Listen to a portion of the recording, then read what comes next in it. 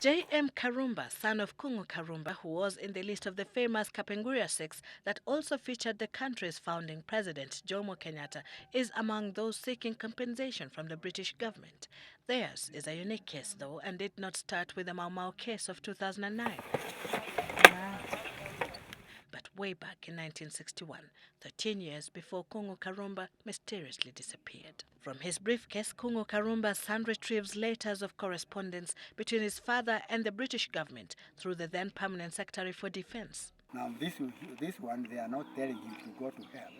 As he says here, he is told his matter is being examined. Okay. What Karumba expects from the UK government now cannot be compared with the total compensation package totaling 1.8 billion shillings that the 5,200 Mau Mau war veterans have been awarded.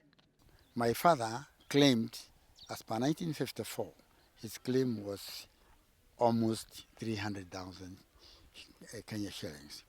To date, if you take the interest, bank interest rate, it will be more than $10 trillion. Write that. I'm serious. We are serious. If they don't agree, we go to Hague. They will do that. I'm an engineer. I've calculated. His father, having been a financier of the Kenya African Union then, was a rich man by any standards and in fact enjoyed protection. But one day in 1954, with the authority of a colonial district commissioner, his houses were torched, property destroyed and farm animals taken away. It is the loss of his property. Okay. He had 5 buses, 1-story bus.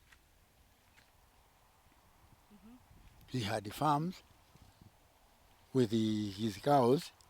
His house was burned down. All those things are explained in the which he lost to the colonial government. Okay. And it is the colonial government who sold who burnt the house, who destroyed all these buses. One was cut, and he was carrying people without the body. It killed many a home guard. The late Karumba had detailed everything he lost in a letter to London. Yes, there is fencing poles at 3 shillings each. Yes. There were 200. Yes. So I asked him if he believes that the British government would be willing to pay such an amount. How or why it is the person they should have asked Kung'u Karumba, but they took too long. Then he died before that. A claim of a dead person, you have to pay as it was. What they have to earn is only the interest. But they cannot be asking me a question, how and why. And as the Karumbas await for their time to come,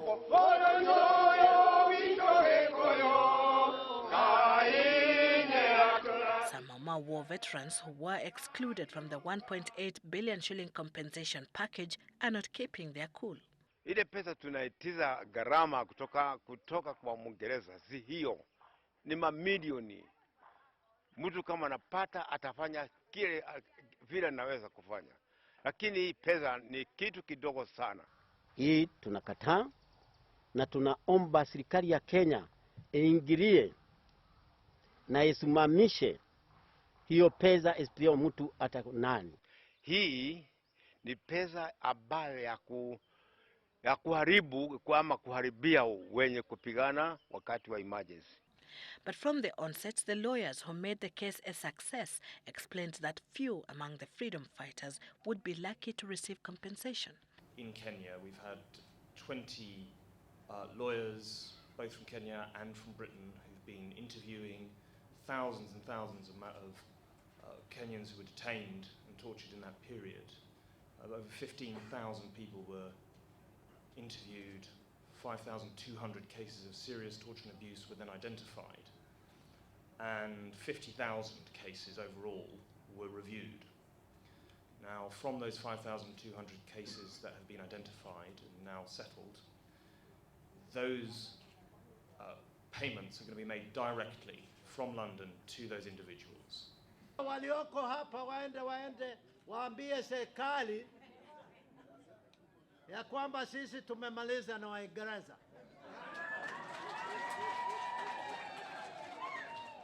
Sasa tutapinduka pande ya pili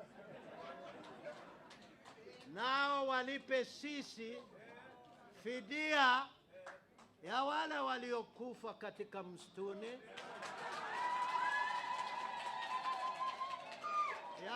ya wale waliokufa katika village emergency,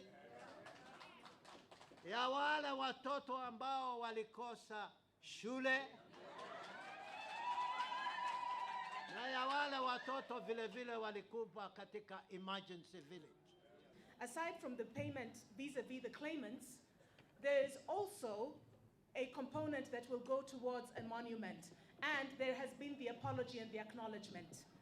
Sylvia Chebet, Citizen Weekend.